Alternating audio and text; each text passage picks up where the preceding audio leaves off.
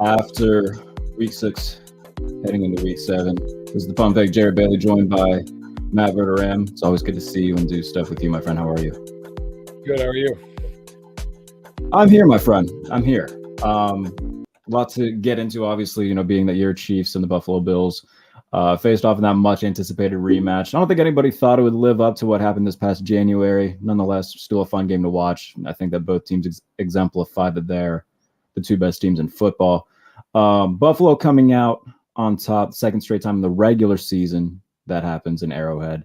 Your thoughts on Kansas City, your thought on Buffalo, what's going to come in the future for both teams, and then do we see them again facing off in January? It feels inevitable. Yeah. I mean, look, I think they're two of the top three teams in the league with Philly, and then I think there's a gigantic step down, and then it feels like everybody else. I thought it was a really good game.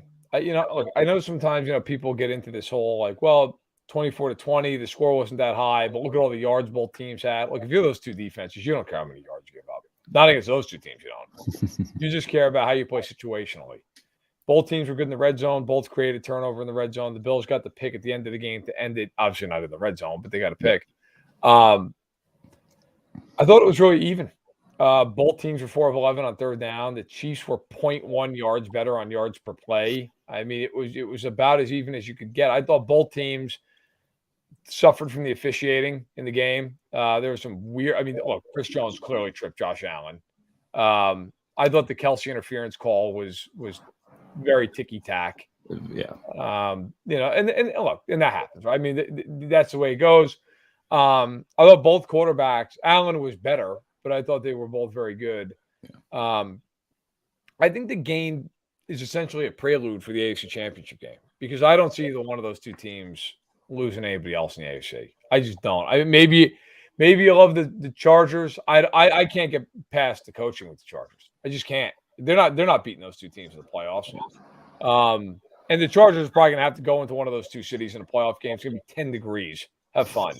The Ravens or the Bengals, I don't know. The Ravens can't hold a double-digit lead. They can't throw the ball. And I like Burrow a lot, and I love his receivers. I would give them probably the best chance, honestly, of pulling an upset. But, yeah, I think look, it was an interesting game in a lot of ways. I thought the Bills showed some different looks. They usually play a lot of zone and 4-man pressures, and in this game they would bring 3-man pressures and they'd spy and they played man, and they had success doing that. And the Chiefs are going to have to adjust that if they play again.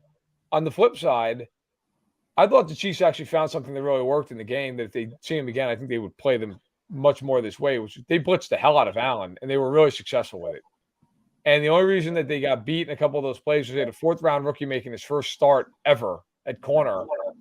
If Trent McDuffie's there and he looks the way he looked before he got hurt in the preseason and early on in that game against Arizona, I think the Chiefs would be much more inclined to just say, fine, we'll play man over and over and over and just blitz like crazy. Now, look, there's other ways to beat that too. The Bills would adjust. They're not dumb. They can figure out other ways to get the Chiefs and catch them in some of those blitzes. But I think really it's going to be a matter of if they see each other again, who adjusts better? Because I think the teams are so close. I don't think there's that much of a difference. You touched on the fact that it's very top heavy this year. I think that we could say Buffalo, Kansas City, Philadelphia are good. Everybody else, man, like it's a crapshoot at this point. Like the Chargers, like is Brandon Staley like an actual problem with the Chargers right now? Because what is happening? Bro, he's a huge problem. He, in my opinion, is one of the 5 worst coaches in football. Yeah, he's not good. Like I jokingly said to a few people before the Monday night game, I'm like, oh, this is going to be an all-time coaching clinic. These two guys. Like, this is going to be incredible. And it went beyond my wildest dreams. I mean, Hackett is terrified to let Russell Wilson throw a pass at this point. Yeah.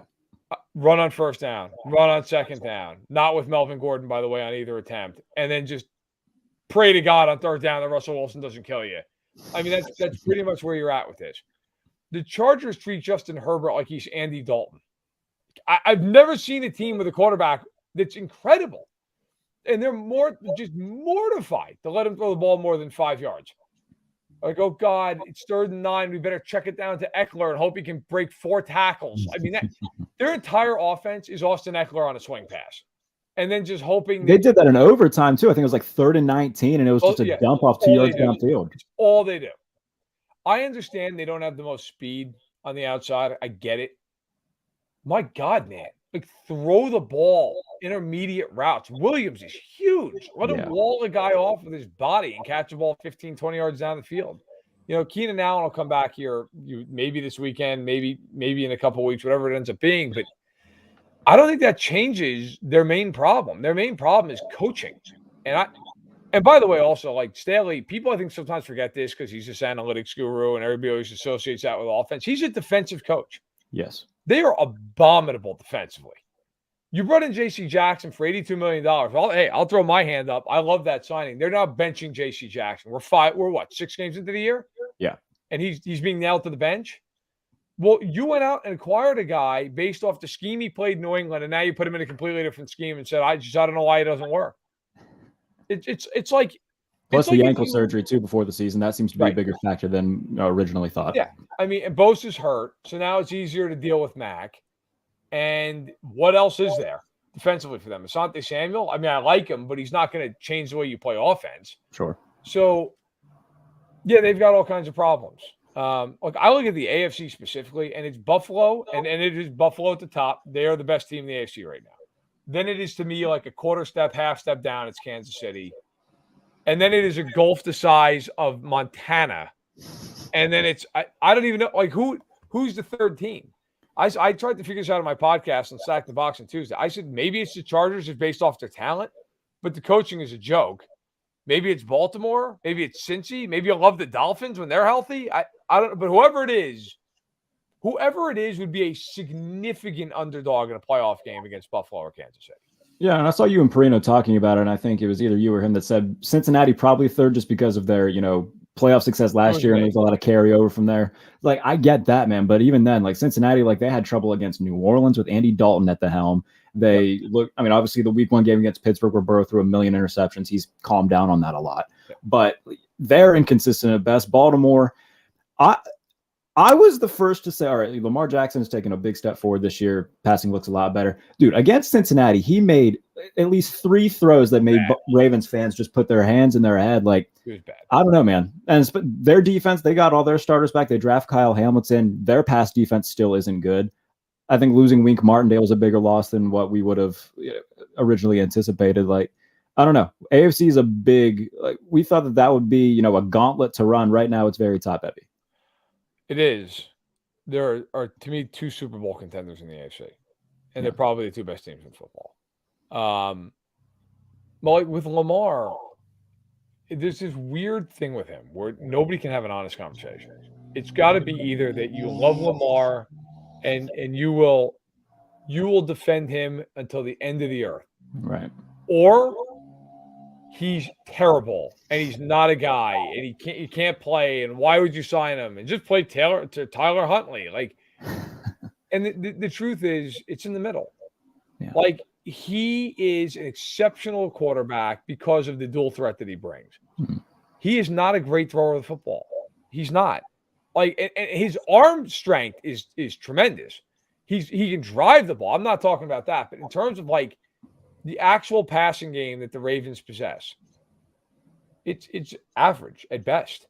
It's just not. Part of that has nothing to do with Lamar Jackson. Part of that is they have Mark Andrews and a bunch of guys who can't get open. Yeah, he's throwing to you and I on the outside right now. I mean, they did just bring in 97-year-old Deshaun Jackson, assuming that'll change something, but I don't see that doing much. You play.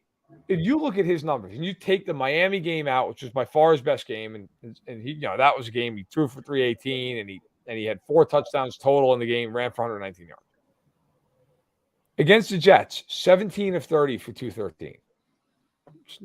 Who cares? Like, and I'll raise my hand also and say that, I pointed out, okay, the touchdown pass to Duvernay that game was really good. I think he had one to Bateman, but there was nobody within 30 yards of Bateman, so you might put an asterisk next to that. If you watch those throws, though, and this is one thing I drives me nuts with people. I'm not saying you, but just in general. Yeah. They're wide open. Like, it wasn't like he threw some dime and you're like, oh my God, the guy's open by 20 yards. Like, that has nothing to do with Lamar Jackson. It's a Jets blew a coverage and the guy's wide open. Right. I hate that when people are like, oh, look at this 60-yard touchdown pass by so-and-so. And you're like, well, yeah, I'd hope so. He basically can throw it to him like it's a punt. I mean, I'm not giving him credit for that. It's like this Tua discourse with look at like when they played Baltimore. The and two blown coverages where Tyreek was wide open. Yeah. Like, bro, he's wide open. He better be able to get that to him. So my point is, you look at these games, 17-30 against the Jets for 213. They had 3 touchdowns, but 17-30 for 213. Sure. New England, 18-29 for 218. They threw 4 touchdown passes, but it's 218 yards on 29 attempts. It's all right. Buffalo, 20-29, buck 44, a touchdown and 2 picks. No, not nearly good enough. And for all these people are like, well, it's Buffalo. Well, Mahomes just lit him up. Like, he can't throw for a yard. So then you've got the Bengals game, which you mentioned, and you're right. He was not good in that game, 19-32 for 174. And then the Giants, 17-32 for 210, a touchdown and a pick, and it's one of the worst picks you'll ever see. The ugliest pick I've seen him throw maybe ever. That was abysmal. On a broken play, you're leading, and you give them that field position on a 3rd down where you just chuck it up. No, it absolutely cannot happen. No, I mean, it's look, like you can't sit there and just be an unapologetic defender of Lamar Jackson and not acknowledge that there are some major holes in their passing game. But then also on the flip side, you can't be the hater who just doesn't acknowledge the fact that the guy's good for like 4,500 total yards a year. So, it's just one. Sorry, my wife's texting me about our infant daughter who I guess needs to come home early from daycare. She's fine. She's just, I guess, crying. So at some point you need to fix that. But this is to the larger point though for me. If you're going to beat the Bills or the Chiefs, like everybody I think feels that Buffalo is at least the best team in the AFC and probably the best team in the NFL. Kansas City, I won't say should have won that game because that's an overstatement, but absolutely could have won that game. Had multiple opportunities to put the game away in the 4th quarter, and they failed offensively. But like what the Bills did, what Allen did in that game, that's what it takes to beat the Chiefs. How many teams can reach that level? Well, conversely, how many teams can reach the level where Buffalo's on the ropes for 60 minutes, and if the Chiefs get one drive going in the 4th quarter, they win the game. Yeah. So that's what the AFC has to measure up against. You don't get away with Brendan Staley having 8 mental lapses in a game and go, well, we have Justin Herbert. That's nice. He's not as good as the other 2 quarterbacks we're talking about. Like, and you and I are going to have at some point have a discussion here about Allen and Mahomes. Doesn't have to be this minute, but you and I have to talk.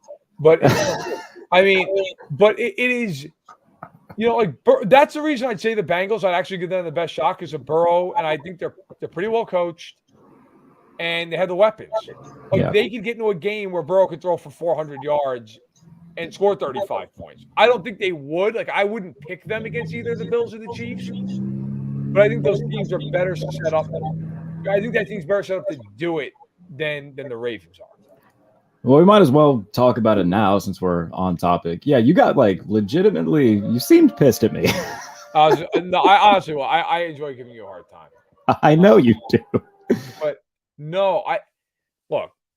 This is another one of these conversations that nobody can have like a rational human being.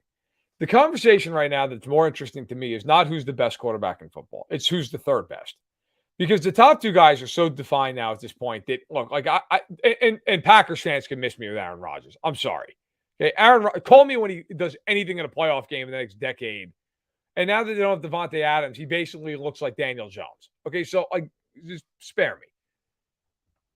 Allen and Mahomes are the best quarterbacks in football by a country mile right now.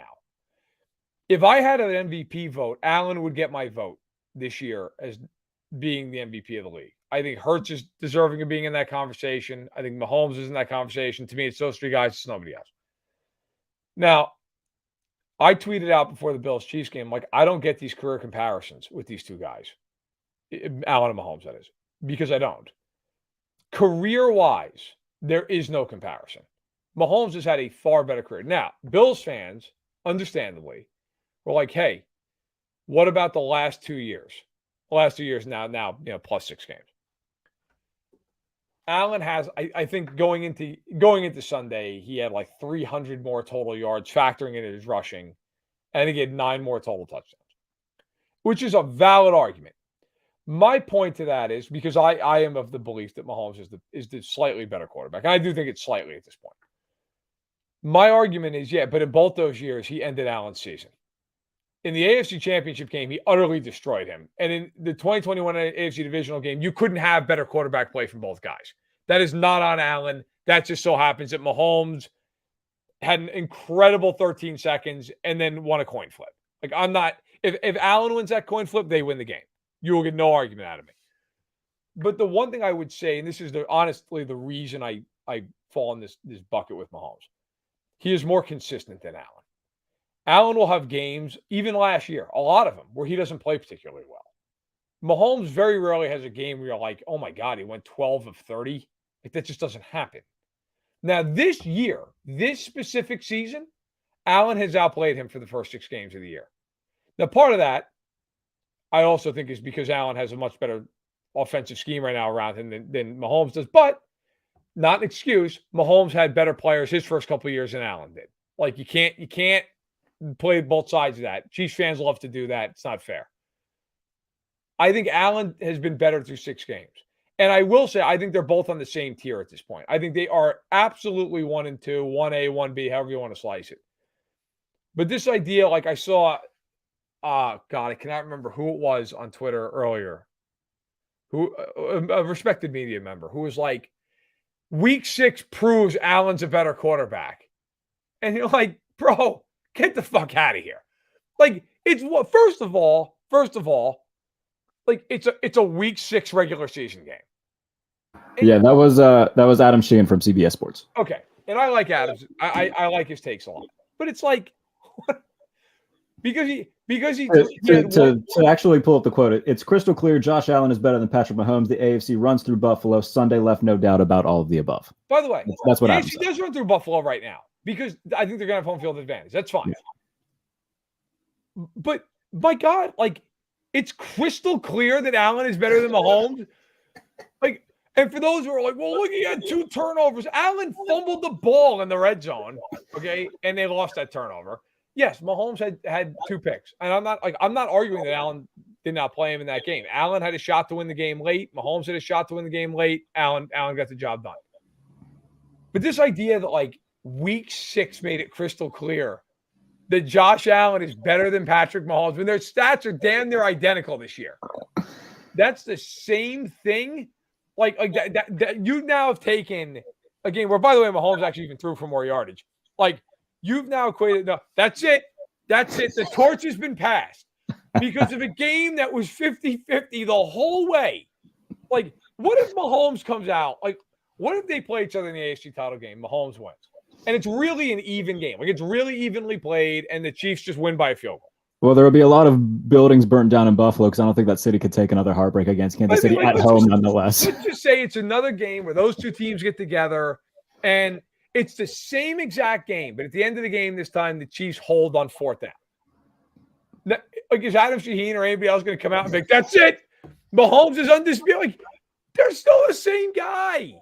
They're still the same play. Like, to me, I would take Mahomes because I think he's more consistent. And I honestly, like, I always go by this test.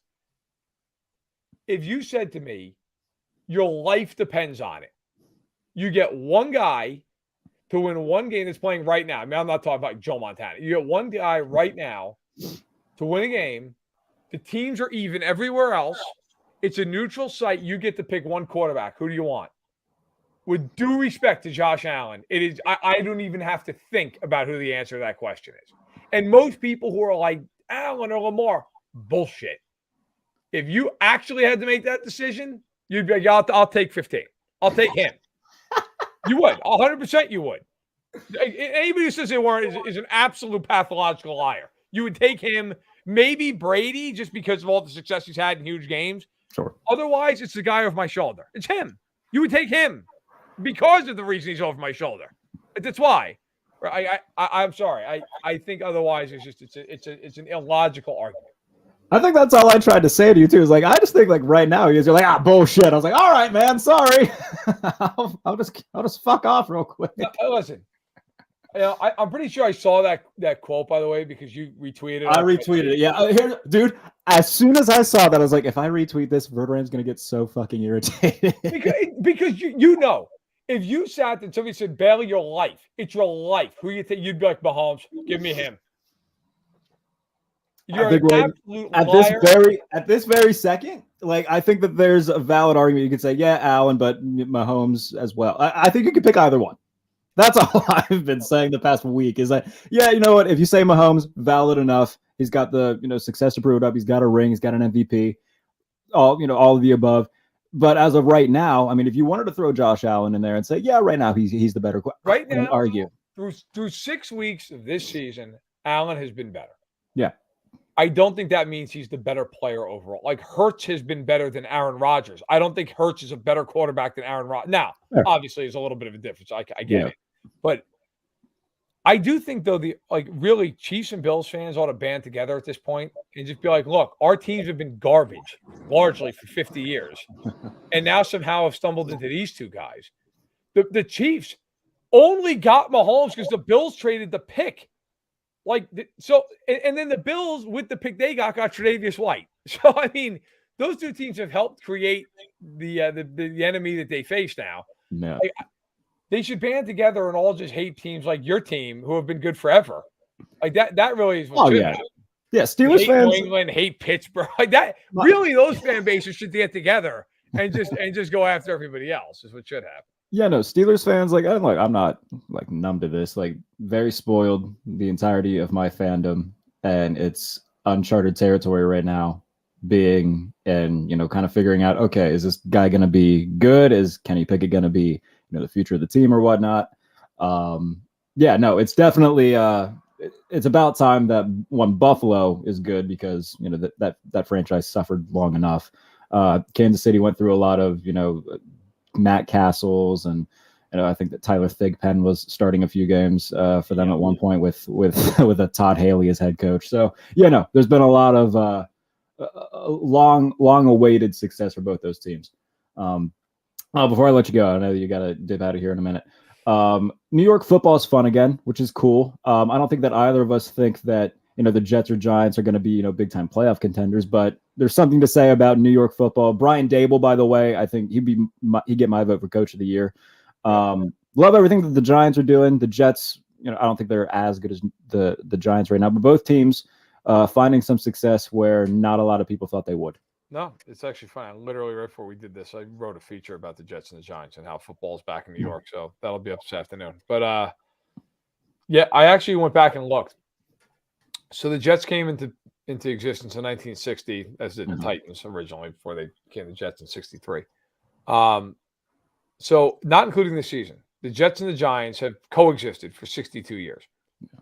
The only year that the Jets and the Giants have both at least gotten to the divisional round is 1986. That's like they've only been in the playoffs together in 5 years. It just doesn't happen. Neither one of them made the playoffs the entirety of the 70s. The Giants, I think in the 90s, now they won a Super Bowl in 1990. Other than that, I'm doing this off the top of my head. I think they went to the playoffs once. The Jets were brutal as well in the 90s. They went 91, lost in a wild card game. And then they were really, really interesting in 1998. They went to the AFC Championship game with Parcells, and that was it. So it's rare. It's rare that both teams are worth a damn. Suddenly they both are. They're interesting. If you go over to 538, they have the Giants as like a 72% chance of making the playoffs. I think they have the Jets at like 38, which seems right. But no, you know what? It's fun when New York football is good and it's exciting. Like I know people probably outside New York are like, oh, who cares? Like, oh, like it's a big media market. Okay, and it matters more than when LA is good because nobody in LA even cares when their teams are good. Okay. The Chargers, my God, they had like 8 fans at Monday Night Football. It's just so embarrassing. There were more empty seats than Chargers fans at that game. Like New York, it's fun watching games, at least especially being from that area. Like it's fun in December when the Giants are good and it's cold weather and there's something about it. I believe that the Giants are going to make the playoffs. I don't think the Jets will. I think the Giants will. And I think if the Giants get to the playoffs, depending on who they play in the NFC, they could even win a game because they're really well coached And one thing about the Giants, if you play them, you better be able to beat a blitz because it's coming. I was shocked. Rick Martindale brought that from Baltimore. He wasn't going to change who he was just because he changed cities. I think it's a bad job by the Ravens that they lost him. A bad job by them. And by the way, it's no coincidence now. They can't hold on to a lead. Like, they used to be great at that. If they got a lead, they buried you. Yeah. Why? Because you're unbelievably aggressive defensively and they force mistakes. And now that's gone. And look who's really good defensively late in games now. The Giants. Like, the Giants are winning games in a large part because Barkley is back and in form. Their line is better. Jones isn't turning the ball over, and that defense is making big plays and big moments. So I'm happy for them. I'm excited for them. Their schedule's not that hard. The Giants could absolutely get to 10 wins.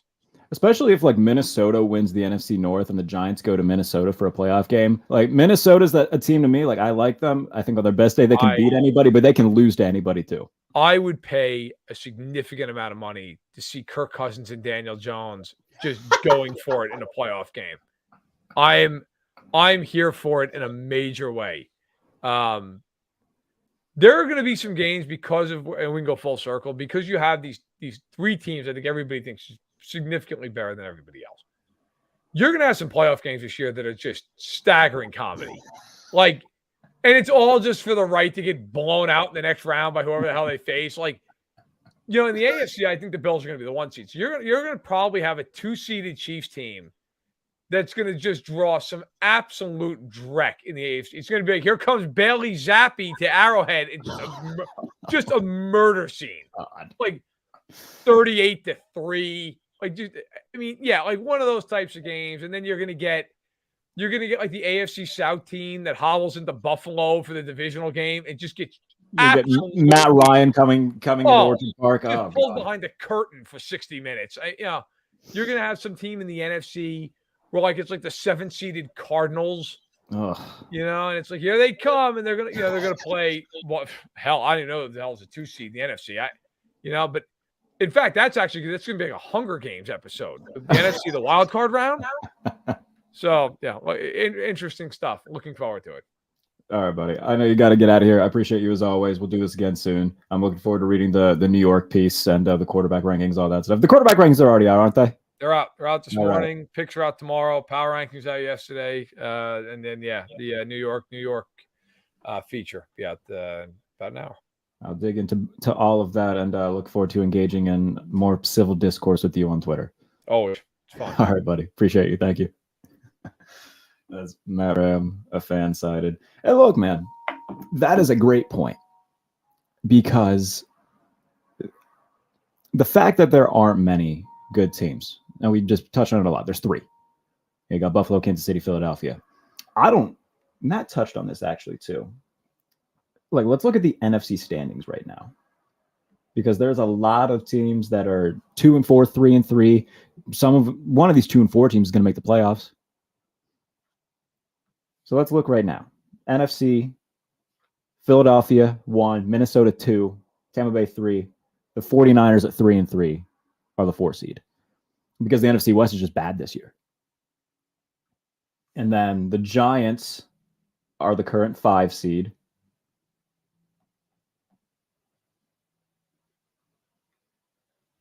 Let me see if I can pull up the rest of that. Giants are the current 5 seed in the NFC. And then after the Giants, it would be some sort of tie between the Rams, who were 3-3, the Seahawks, who were 3-3, the Packers, who were 3-3, the Falcons, who were 3-3, and then you got 2-4 teams like maybe New Orleans, maybe Arizona. Seattle's in there because they're 3-3 as well. The Bears aren't going to do anything. I don't think Atlanta's holding on to that whatsoever. He's got a lot of bad football teams. So there is a real situation where, you have like the Seattle Seahawks as the 7th seed. You got Geno marching into Minnesota on Wild Card Sunday or Wild Card Saturday, whatever it ends up being. Or you'll have, Andy Dalton if Jameis doesn't get out of the Marcus Mariota if Atlanta keeps surprising everybody. Like, It is a very top-heavy conference. Now in the AFC, like there's more good teams in the AFC, but even then, the Bills are the 1 seed, Chiefs are the 2. The Titans are the current 3 because they're on a bye. Baltimore is the 4. Even then, Cincinnati's 3-3. The Chargers are 4-2. Miami, New York Jets, Patriots, the Colts, Jacksonville, even like the Jaguars. The Jaguars are interesting because I think that they're well coached. Trevor Lawrence, I mean, he's got to find some sort of consistency because, he'll have weeks against Los Angeles where he throws 4 touchdowns and looks like, the Kingslayer. And then he'll have games against Houston and Philadelphia where they'll start off quick like they did against Philadelphia, and then he'll just come back down to earth. Or against Houston where they just blitz him. Like they just get to him. He makes bad decisions, especially throwing a horrible pick to Derek Stingley in the red zone. Like they are just, look, second-year guy and a new system. I get it. But at some point, Jacksonville's still very much in this. Like, if I had to say in each conference, teams that I don't think that I would write off, Houston, I think the Raiders are dead in the water. I just don't think they're well coached. I don't think the Patriots are going to make any sort of noise. I really don't think Miami's going to either. I mean, I've kind of said that since the offseason, but, they've dropped their last 3. And I get that, they've dealt with backup quarterback situations with Tua stuff. He'll likely be back this Sunday night against Pittsburgh.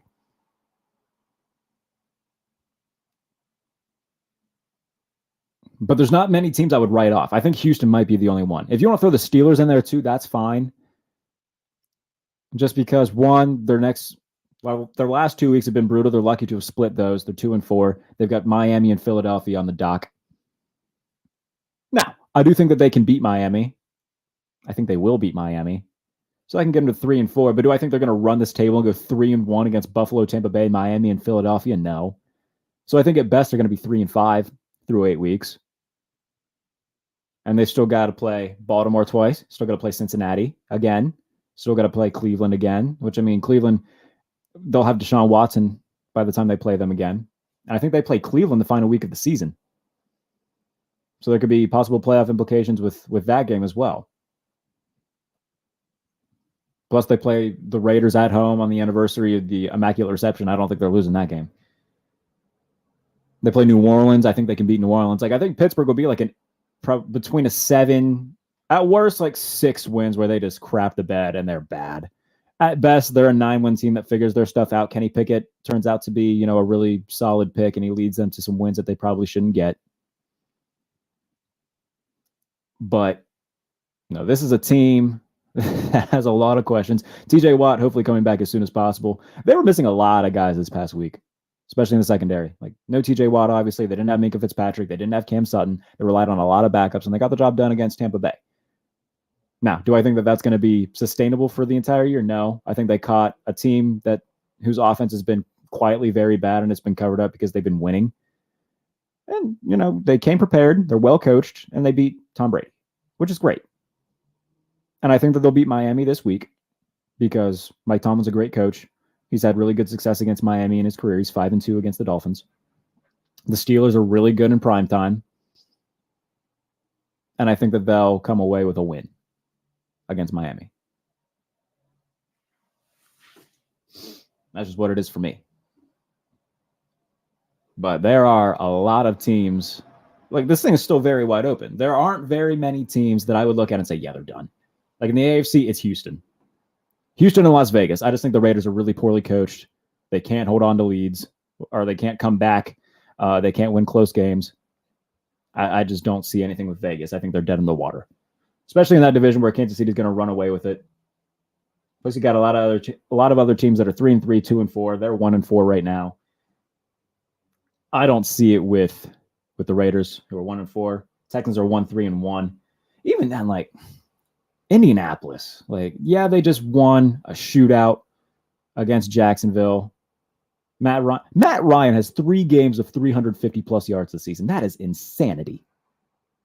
How is 97-year-old Matt Ryan just slinging it?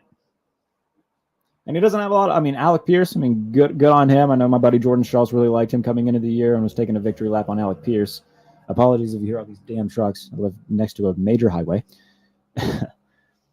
So, look, I don't know. Indianapolis has got a good defense.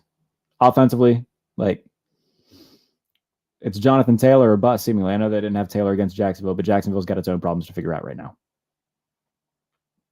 Then in the NFC, like in terms of teams that I'm writing off, you could probably write off the Commanders, which, again, second straight year I've taken a swing on the Commanders and I've missed. So I think I'm done doing that.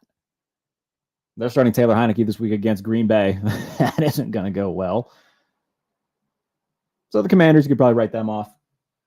I'm writing off Arizona.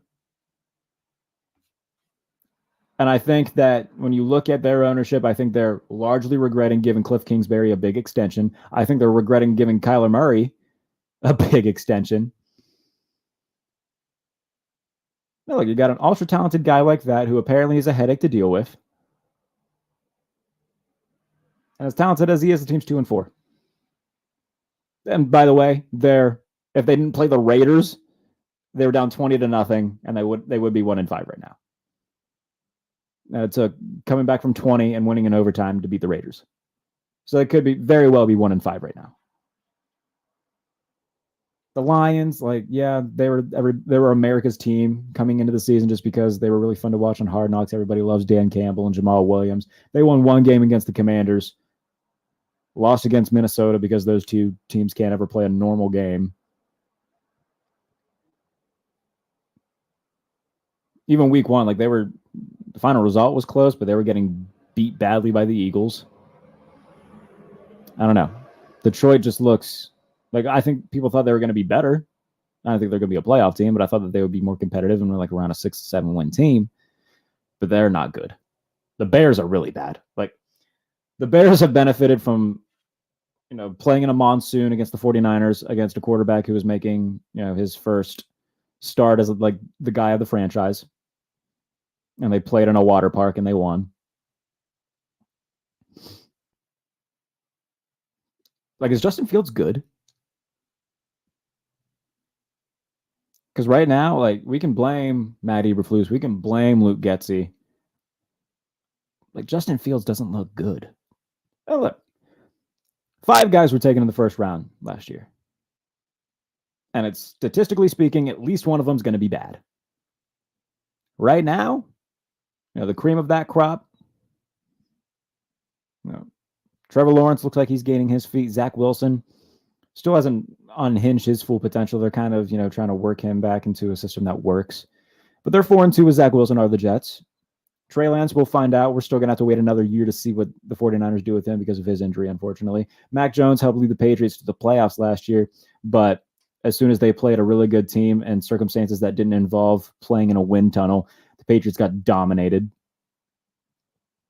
And then you got Justin Fields, who, he was a fun pick. But do we really know? Because I want Justin Fields to be good. I'm not rooting against Justin Fields, but from what I've seen, there's nothing there so far that says, he'll be good. He's uber athletic. He can make plays with his legs, which, by the way, has become their offense. It's just, all right, we're going to run the ball either with David Montgomery, Khalil Herbert, or Justin Fields. Ready, break. Now, again, he doesn't have anybody to throw the ball to outside of Darnell Mooney. He's got Dante Pettis, Cole Kmet, who's been non-existent this season. So, it's not all on Justin Fields, but it doesn't look good right now. So, I'm writing off the Bears. The point of that is all to say I'm counting out the Bears. Arizona, I don't think they're going to be anything. The Rams are this close to making me think that they're not going to be anything, but they're too well coached. Sean McVay's too good of a coach. He's only been there since 2017, but he's never finished under 500. And I don't think Falcons are 3-3. I don't think they're going to be a playoff team. I think the Saints are bad. The Panthers are really bad. I think the Panthers might be the worst team in football. Say what you want about Houston, but they fight and they're not getting blown out. They tied the Colts. They kept it within a touchdown against the Broncos. Beat Jacksonville. Only lost by a field goal to the Bears. Panthers, they fired their coach already. They're in the interim coach status right now with Steve Wilkes. Their quarterback's bad. All of them, by the way. I mean, Baker dealing with an injury. Sam Darnold, whenever he comes back from injury, they're starting PJ Walker. Like, all of their quarterbacks are bad. Seems to be a fire sale of sorts where they're fielding calls for Christian McCaffrey, just trying to get as much draft capital as they can for this inevitable rebuild. We'll see if they keep Ryan Burns. We'll see if they keep Derek Brown. We'll see, what happens with all that. They'll hold on to guys like J.C. Horn because, they just drafted him and he looks like he's going to be really good. But they need to get as much draft capital as they possibly can. We'll see if they trade DJ Moore, too, because they just don't use him for whatever reason. Like, whatever quarterback they put in, they just can't figure out how to get DJ Moore the ball. So we'll see if he gets moved to a team like Green Bay, who desperately needs receiver help.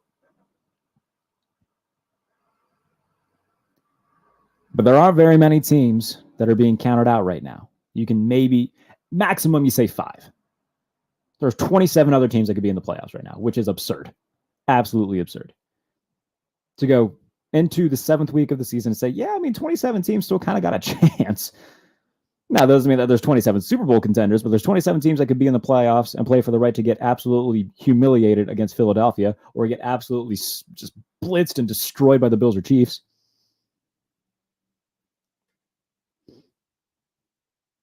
Now, do I think the Eagles are going to represent the NFC in the Super Bowl? That I don't know. Because to me, the Eagles feel very similar to the 2019 Ravens, where they just run through everybody in the regular season, and then they just get caught off guard in the divisional round, and they just get manhandled by a team. Like, if they played Minnesota in the divisional round, I think the Vikings would beat them. If they played at their best. Now, I understand that Philadelphia already handled Minnesota this year, but we've seen plenty of times where, rematches for games are much more, close and competitive and whatnot. But if they played a team like Minnesota, if they played Tampa Bay again, I think it would be much more competitive than the playoff game last year, but I think the Bucs would probably beat them. If they had to play Green Bay, I think it would be very close. I'm not going to just give the NFC to the Eagles right now. I'm very impressed by what they're doing. Jalen Hurts has been very good. Obviously, Smith, Brown, Miles Sanders, they have talent all over the field on both sides of the ball. But I'm not going to just give them the NFC quite yet. Just because, Brady's still there. Minnesota's still a team I like a lot. Their only loss is at the hands of Philadelphia on Monday night. So we'll see. But Philadelphia absolutely, the top dog in the NFC for obvious reasons. They're undefeated, and they should be the favorite. But my goodness gracious, it has been the fact that there are so many teams that could still viably make the playoffs, something that we're not used to seeing at this point in the season. Once you get a month into things, you can start writing off teams, which with Carolina and Houston, you could. But just about everywhere else, and look, you can still say that these other teams, if you wanted to make a case for the Atlanta Falcons just because they're playing well and Arthur Smith seems to be a solid hire, then fine, that's fine. But I personally am not doing that. But that's just me. In terms of what I prefer, as you hear giant trucks driving past my house. All right. So before we get out of here, we'll do what we do every week. Let's go through these power rankings, top 10 teams. In my opinion, I'm moving Tampa Bay down to 10. They were 9 last week. Hey, I picked Pittsburgh to win coming into this. I bet on Pittsburgh to win, and they made me money. So they moved down a spot. They need to figure it out offensively. Their defense is good. Their offense is bad. It doesn't help when Tom Brady goes to weddings in the middle of the week. But that's neither here nor there. Tampa Bay's still 10 just because they got Brady. They got a lot of talent on both sides of the ball. They need to figure it out offensively. The Bengals make their way back into the top 10. They were out of it last week. They beat New Orleans. They're still not winning as convincingly as they should. With that talent on offense, defense is still very talented. Figure it out. It's almost mid-season. You need to figure stuff out. They're 3-3. The AFC North is still very wide open. The Bengals need to figure. They can take advantage of this right now. Baltimore, by no means, is unbeatable. 3 teams have proven that. The Bengals themselves have also proven that. I mean, they could have won that game if they could have just ran the clock down further. So the Bengals, this is still I still think they're the best team in that division. They need to get their stuff together. The New York Giants, I put them in. They're new, 5-1. Just beat Baltimore. Brian Dable, Wink Martindale. Tip of the cap to them. Tip of the cap to that entire organization for finally being able to find a guy who can change the culture and figure out what works. Lean into what his players do best. Saquon Barkley's had a career resurrection. Daniel Jones is playing well. The defense looks fantastic. Kudos to the New York Giants, the number 8. 49ers moved down 2 spots from 5 to 7. Yeah, they're another team that's just violently inconsistent in large part because of their offense. Their defense is very good. Jimmy Garoppolo played well. Like, the stats won't say that, but if you go back and watch that game, he made a lot of throws that should have been caught. Ray McLeod dropped a deep ball. They just can't figure it out offensively either. They can't put up points. 14 points against the Atlanta Falcons. That's not going to cut it. Defensively, they're great. By the way, that's a theme of a lot of good teams right now. Defensively, they're good. They can't score. Which is why Green Bay isn't even in my top 10 anymore. Because their defense is good. They can't score. Baltimore moves down 2 spots to number 2. Yeah, you keep blowing big leads in the fourth quarter. It's the third time they've done it. They did it against Miami. They did it to Buffalo. They just did it to the Giants. They're 3-3. Figure your stuff out. It should not be this hard. The Los Angeles Chargers move up 1 spot. I don't know if they're any good. But their record says they are. Their defense is not great. Like, I know that's going to get covered up because they only allowed 16 points to the Broncos, but the Broncos can't score on anybody either. Justin Herbert looks like he wants out of Los Angeles. Can't blame him there. Brandon Staley's not a good coach. Joe Lombardi's not a good offensive coordinator. They're being saved by Austin Eckler and Justin Herbert. I don't know. They're 4-2. They've got talent, but their head coach and offensive coordinator are single-handedly killing them. But hey, 4-2 in that division. Kudos to them. Do I think they're going to be a playoff team? It'd be hard for us to make the case for it right now. Outside of the fact that they have a really good quarterback. Their coaching's bad. But at this point, we don't know. I'll put in the Vikings at number 4. Again, they're 5-1. Their one loss came to Philadelphia, who's one of the best teams in the league. We'll get to them in a minute. Move up 3 spots. They're the biggest movers on this list this week. Look, Kirk Cousins, they just played a depleted Dolphins team who started Skylar Thompson and then turned to Teddy Bridgewater. God only knows what their quarterback situation is going to be every week. Dalvin Cook, big run. Justin Jefferson looks really good. Adam Thielen looks really good. Like, they're clicking on all cylinders right now. Defensively, they look much improved from last year. So, yeah, I like Minnesota. I think that they'll win a playoff game this year. Wouldn't surprise me if they are like a dark horse to be in the NFC Championship game. I don't think they'd win it, but I think that they could be there.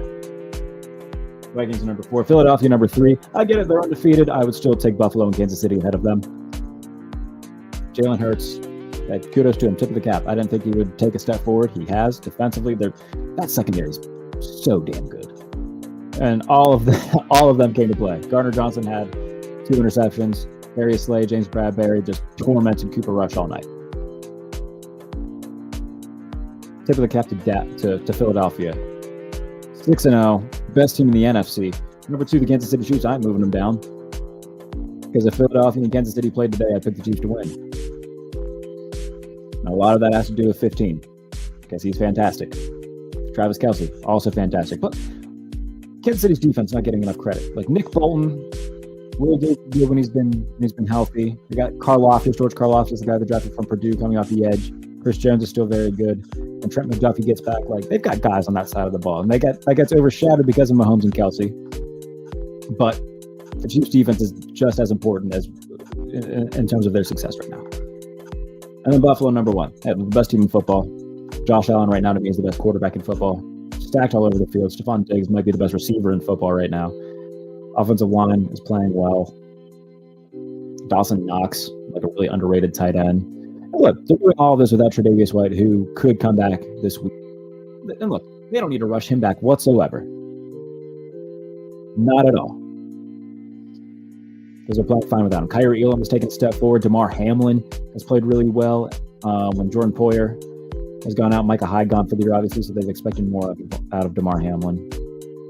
Milano and Edmonds are playing well. Like, They're clicking on all cylinders. Oh, and by the way, yeah, Von Miller. He's pretty good too. So Buffalo, the best overall team in football right now. They're beating everybody. And I don't care who they play tomorrow. I pick them to win. So, brief overview of my top 10. 10 through 6, Tampa Bay, Cincinnati, New York Giants, San Francisco, Baltimore, 5 through 1, Chargers, Vikings, Eagles, Chiefs, Bills. And that is the top 10. Newsletter coming out later today. So subscribe to that in my Twitter bio at JBaileyNFL. That'll be coming out. Justin Fields film session for USA Today later this week. More stuff for San Francisco on Sports Illustrated. So yeah, a lot of stuff coming from me. Appreciate everybody as always for listening. Follow me on Twitter at JBaileyNFL for all the updates on stuff and when it comes out. Appreciate everybody for tuning in. Appreciate Matt Verderame for joining me as always. This is the Pump Fake. We'll be back next week to discuss everything going on around the NFL week 7. Oh, best bets also later this week. Probably do a quick stream for that as we do every week. So best bets. For week 7 as the season continues to just speed by. So tune in for that. I'll tweet out all the details and whatnot. Appreciate everybody for tuning in. It's the Pump Fake.